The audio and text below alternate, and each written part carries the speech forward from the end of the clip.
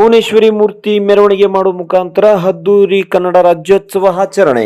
ಇಂದು ಕಲಬುರಗಿ ಜಿಲ್ಲೆಯ ಜಗತ್ ವೃತ್ತದಿಂದ ಸರ್ದಾರ್ ವಲ್ಲಭಾಯ್ ಪಟೇಲ್ ವೃತ್ತದವರೆಗೆ ಭುವನೇಶ್ವರಿ ಮೂರ್ತಿ ಭವ್ಯ ಮೆರವಣಿಗೆ ನಡೆಸಲಾಯಿತು ಮತ್ತು ವಿವಿಧ ಕ್ಷೇತ್ರಗಳಲ್ಲಿ ಸಮಾಜಕ್ಕೆ ಉತ್ತಮ ಸೇವೆ ಸಲ್ಲಿಸಿದವರಿಗೆ ಕಾಯಕ ಸೇವಾ ರತ್ನ ಪ್ರಶಸ್ತಿ ನೀಡಲಾಯಿತು. ಈ ಸಂದರ್ಭದಲ್ಲಿ ಜ್ಯೋತಿ ಬೆಳಗಿಸಿ ಮಾತನಾಡಿದ ನವ ಕರ್ನಾಟಕ ಸ್ವಾಭಿಮಾನ ವೇದಿಕೆಯ ಅಧ್ಯಕ್ಷ ಎಂಎಸ್ ರಮಾನುಜಪ್ಪ, ನಾಡು ನುಡಿ ಜಲ ನೆಲಕ್ಕಾಗಿ ನಾವು ಹೋರಾಟ ಮಾಡಬೇಕು, ನಾವು ಎಲ್ಲರೂ ಕನ್ನಡಿಗರೆಂದು ನುಡಿದರು. ಈ ಸಂದರ್ಭದಲ್ಲಿ ಸಾಂಸ್ಕೃತಿಕ ಚಟುವಟಿಕೆಗಳಾದ ಡೊಳ್ಳು ಕುಣಿತ, ಸಾಂಸ್ಕೃತಿಕ ಕಾರ್ಯಕ್ರಮಗಳು ಜರುಗಿದವು. ಈ ಕಾರ್ಯಕ್ರಮದ ದಿವ್ಯ ಸಾನ್ನಿಧ್ಯ ಸಿದ್ದರಾಮ ಶಿವಯೋಗಿಗಳು ಕಪ್ನೂರ್ ಹಿರೇಮಠ.